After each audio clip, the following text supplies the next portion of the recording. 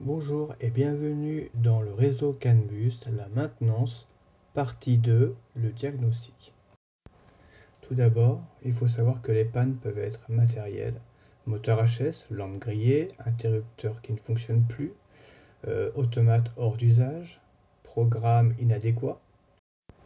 Tout ça pour en arriver à dire que la plupart des pannes qui semblent incriminer le réseau CAN Bus, ne viennent pas du CAN Bus. Et pour cela, on a quelques mesures à prendre très simples qui peuvent discriminer ou incriminer le réseau CAN Bus. Voici les trois mesures fondamentales. Premièrement, la résistance du réseau. Pour cela, je place mon ohmmètre comme ceci. Le réseau commence et finit par une résistance de 120 ohms, donc deux résistances de 120 ohms en parallèle font une résistance équivalente de 60 ohms. Et je réitère cette mesure à tous les points où je peux le faire en parallèle du réseau principal. Deuxième mesure. Ici, je place mon voltmètre entre le CAN low et la masse commune aux automates. Et je dois lire une valeur inférieure à 2,5 V.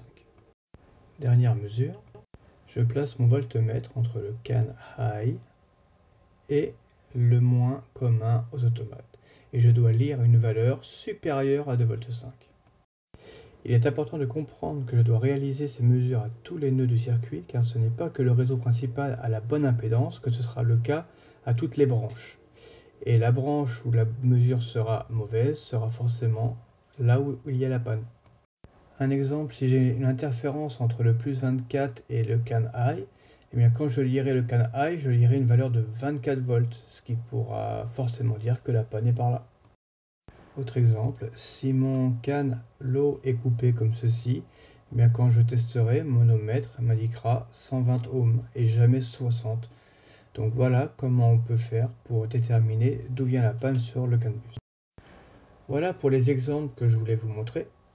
Maintenant, ce que je peux vous garantir à 98%, c'est que si toutes vos mesures sont OK, sont correctes, à tous les points que vous avez fait 100% des nœuds où vous pouviez prendre les mesures, ce que je peux vous dire, c'est que le problème ne viendra pas du CAN Bus. Si le programme est OK, ce sera forcément du matériel, du hard. Donc ça, après, il y a d'autres petites méthodes pour le déterminer, et ça, ce sera pour la prochaine vidéo.